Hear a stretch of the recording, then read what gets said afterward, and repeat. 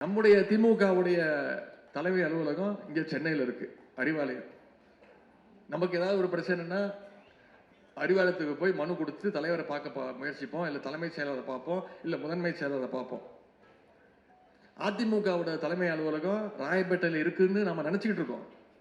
ஆனால் அது ராயப்பேட்டையில் இல்லை, அமித்ஷாவோட வீட்டில் இருக்கு. அதிமுகன்ற கட்சி மட்டும்தான் இங்க இருக்கு, ரிமோட் கண்ட்ரோல் டெல்லியில் இருக்கு. போகும்போது தைரியமா போயிட்டாரு திரு எடப்பாடி பழனிசாமி அவர்கள். போகும்போது அமித்ஷா வீட்டுக்கு தைரியமா போயிட்டாரு. ஆனா வரும்போது பாத்தீங்கன்னா 4 கார் மாறி முகத்தை மூடிக்கிட்டு திருட்டுத்தனமா உள்ள என்ன டீலிங் நடந்ததுன்னு யாருக்கும் தெரியல. ஒரு படத்துல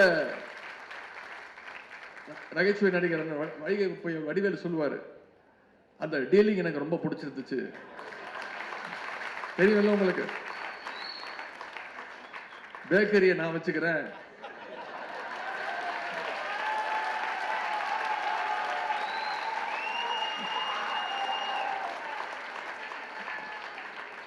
உள்ள அப்படி என்ன சம்பவம் நடந்திருக்கும் முகத்தை மூடிட்டு வர அளவுக்கு. கேட்டா அடுத்த நாள் பத்திரிகையாளர் தந்து சொல்றாரு, வேர்த்திருச்சு. உங்களுக்கு வேர்க்கிற அளவுக்கு என்ன பண்ணாங்க உள்ள? வந்தது பல கோடி ரூபாய் மதிப்புள்ள கார், விமானம் மாதிரி இருக்கும் அந்த கார்.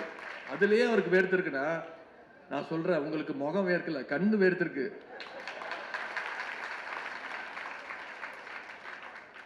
என்ன சொல்றாரு, முகத்தை தொடச்சது தப்பா அப்படின்னு கேட்கிறாரு திரு எடப்பாடி பழனிசாமி அவர்கள்.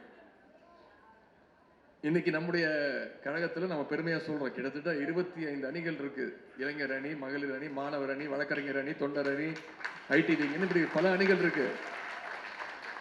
ஆனா நமக்கு போட்டியா இன்னைக்கு அதிமுகவிலையும் பல அணிகள் இருக்கு. இபிஎஸ் அணி, ஓபிஎஸ் அணி, டிடிவி அணி, சசிகலா அணி, செங்கோட்டையன் அணி, ஜே தீபா அணி, ஜே தீபாவோட டிரைவர் அணி. ஒரு வாரத்துக்கு முன்னாடி ஒருத்தர் கிளம்பியிருக்காங்க, அவங்க பேர் ஜெயலட்சுமியா. நான் முதல் முறையா பாக்குறேன், பேட்டி கொடுக்குறாங்க. நான் தான் அந்த அம்மாவோட வாரிசு, முக சாயல் அவங்கள மாதிரியே இருக்கு, அதுக்கு மேல எனக்கு தெரியாது. அவங்க என்ன சொல்றாங்க, நான் தான் உண்மையான வாரிசு. புதுசா அவங்க கிளம்பியிருக்காங்க ஜெயலட்சுமி அணின்னு. நம்ம திமுக காரனுக்கும் அதிமுக காரனுக்கும் வித்தியாசம் இருக்கு. அதை மட்டும் இங்க நான் சொல்லி முடிச்சிடுறேன், இதுக்கு மேல பேச விரும்பல. 2வது பத்தி ஆரம்பிச்சிருப்பாங்க. நம்ம திமுக காரங்க உடன்பிறப்புகள்லாம் வெவ்வேறு இடத்துல இருக்கிறோம். என்னைக்காவது ஒரு நாள் சந்திப்போம், 30 விழாவில் சந்திச்சிருப்போம். அப்புறம் இன்னைக்கு நிகழ்ச்சியில் 3 நாளுக்கு அப்புறம் சில பேர் சந்திச்சிருப்பீங்க. ஒரு மாசம் கழிச்சு 2 மாசம் கழிச்சு சந்திச்சிருப்பீங்க. என்ன பேசிப்போம், என்னப்பா நல்லா இருக்கியா, வீட்டில எல்லாம் நல்லா இருக்காங்களா, பசங்க நல்லா படிக்கிறாங்களா, இன்னைக்கு தலைவர் அறிக்கை பார்த்தியா, இன்னைக்கு கூட்டத்துக்கு போறியா, இன்னைக்கு அண்ணன் சேகர் பாபன் அவர்கள் நிகழ்ச்சி நடத்துறாரு போறியா, நான் இத்தனை மணிக்கு வரேன். இதுதான் நம்முடைய உடன்பிறப்புகள் பேசக்கூடிய பேச்சு. இப்படிதான் உரையாடிப்போம். இதே 2 அதிமுக காரன் ரொம்ப நாளுக்கு அப்புறம் சந்திச்சான்னா என்ன பேசுவான்னு நீங்க யோசிச்சு பாருங்க. பேசிக்கவே மாட்டான். 2 பேர் திருன்னு முடிப்பானுங்க. இவங்கிட்ட பேசலாமா வேணாமா, இவன் இப்ப எந்த அணியில இருப்பான், இவன் போன வாரம் வரைக்கும் அந்த அணியில இருந்தா இவன் நம்மளை காலை வாரி விட்டுருவான், அதுக்கு முன்னாடி நாம அவன் காலை வாரி விடணும். கரெக்டா இல்லையா? அத்தனை அணிகள் இன்னைக்கு விட்டா தொகுதிக்கு ஒரு அணி ஆரம்பிச்சிருவாங்க. பச்சை கலர் பஸ் எடுத்துட்டு 2 மாசம் முன்னாடி கிளம்பினாரு. கிளம்பினப்போ பஸ்ல நல்லா கூட்டம் இருந்துச்சு. இன்னைக்கு பாதி பிரச்சாரம் முடிஞ்சிருச்சு, பஸ்ல கூட்டம் பாதி தான் இருக்கு. ஒரு பஸ் ஸ்டாப்லயும் பாதி பேர் இறங்கி போயிட்டே இருக்கிறாங்க. எனக்கு தெரிஞ்சு முடியும் போது அவரும் டிரைவர் மட்டும்தான் இருப்பாங்க. நீங்க பச்சை கலர் பஸ் எடுத்துட்டு போங்க, மஞ்சள் கலர் பஸ் எடுத்துட்டு போங்க. நான் நிச்சயமா சொல்றேன், கடைசியா ஜெயிக்க போவது எங்களுடைய மகளிர் விடியல் பயண திட்டத்துல முதலமைச்சர் கொடுத்திருக்கக்கூடிய பிங்க் பஸ் தான். நிச்சயம் அனைத்து பஸ்களையும் ஓவர்டேக் பண்ணி இந்த தேர்தலில் மகளிர் ஜெயிக்க வச்சிருவாங்க. அந்த நம்பிக்கை எனக்கு இருக்கு, உங்களுக்கு இருக்கா? இதே உணர்வோடு இதே எழுச்சியோடு அடுத்த 6 மாத காலம் நாம பயணிக்கணும். செய்வீங்களா? நிச்சயம் பண்ணுவீங்களா? மற்ற மாவட்டங்கள்ல சொல்ல நான் இன்னைக்கு இங்க இருக்கேன், நாளைக்கு போயிடுவேன், அடுத்தடுத்த தொகுதிக்கு போயிடுவேன்னு. கிழக்கு மாவட்டத்தை அதுவும் சொல்ல முடியாது, ஏன்னா அடிக்கடி வருவேன். என்னுடைய ஒருத்தருடைய பிரச்சாரம் பத்தாது. பாகமுகர்கள் வந்திருக்கீங்க, கவனமா இருக்கணும். உங்களுக்குள்ள இருக்கக்கூடிய சின்ன சின்ன மனக்கசப்புகள் அதெல்லாம் அடுத்த 6 மாசத்துக்கு மறந்துடணும். நாம இப்ப அத்தனை பேரும் ஒரே அணி, கலைஞர் அணி. அடுத்த 6 மாசம் மக்களை தினமும் சந்திக்கணும், நேருக்கு நேரம் சந்திக்கணும், அவங்க வீட்டுக்கு போய் திண்ணை பிரச்சாரம் பண்ணணும்.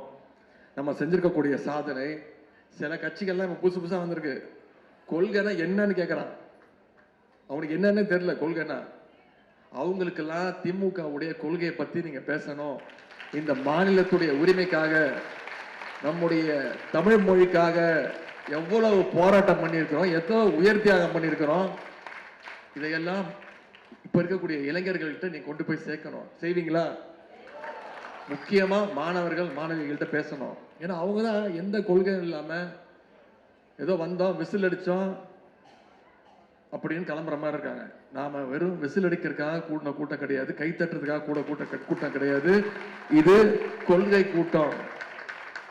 திராவிட முன்னேற்ற கழகங்கிறது வெறும் தேர்தலுக்காக துவங்கப்பட்ட இயக்கம் கிடையாது. மக்களுக்காக, மக்களுக்கு நல்ல செய்யணுங்கிறதுக்காக, மக்களுடைய உரிமைக்காக போராடணுங்கிறதுக்காக துவக்கப்பட்ட இயக்கம் தான் திராவிட முன்னேற்ற கழகம். ஏதோ தேர்தலுக்கு தேர்தல் 4 வருஷம் வீட்டில் உட்காந்துட்டு எலெக்ஷன் வருதா வா வெளில போவோம் அப்படின்னு போற இயக்கம் கிடையாது. அப்படிப்பட்ட தலைவர் நம்முடைய தலைவர் கிடையாது. கிட்டத்தட்ட 60 வருட பொது வாழ்க்கைக்கு சொந்தக்காரர் நம்முடைய தலைவர். நம்முடைய தலைவருக்கு நிகராக இன்னைக்கு தமிழ்நாட்டு அரசியல், இந்திய அரசியல் தலைவருக்கு நிகரான இன்னொரு தலைவர் இங்க கிடையாது. அவ்வளவு போராட்டங்களையும் அவ்வளவு அடக்குமுறைகளையும் சந்திச்சவர் நம்முடைய தலைவர் அவர்கள். கழகத்திற்காக உழைத்த நேற்று எதிர்கட்சி தலைவர் திரு எடப்பாடி பழனிசாமி அவர்கள் நீங்க தொலைக்காட்சியில் பார்த்திருப்பீங்க, எனக்கு டக்கு ஞாபகம் வந்துருச்சு. அவரு அவங்க கட்சி தலைவர் யாருன்னே மறந்துட்டாரு.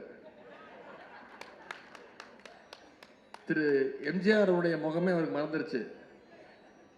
சிலையை திறந்து வச்சுட்டு கூட்டத்தில் பேசுறாரு, பேருங்க அண்ணா சிலையை திறந்து வச்சுட்டேன் அப்படின்னு. கீழே இருக்கவங்க தான் அண்ணா அண்ணா அது அவர் இல்லைண்ணே. ஐயோ திரும்பி பார்த்துட்டு சாரி இது இவர் எம்ஜிஆர் தானே இவரு. நேற்று தொலைக்காட்சியில இதெல்லாம் லைவ்ல வந்துச்சு, பார்த்துருப்பீங்க. இப்படி கட்சியை மறந்துட்டாருன்னு பார்த்தா கட்சி தலைவரையும் மறந்துட்டாரு. ஏன்னா இப்ப அவருக்கு தெரியறதெல்லாம் வெறும் அமித்ஷா முகம் மட்டும்தான். எம்ஜிஆரை பார்த்தா கூட அவருக்கு அமித்ஷா முகம் தான் ஞாபகத்துக்கு வரும். அப்படி ட்ரெயின் பண்ணி வச்சிருக்காங்க பிஜேபி.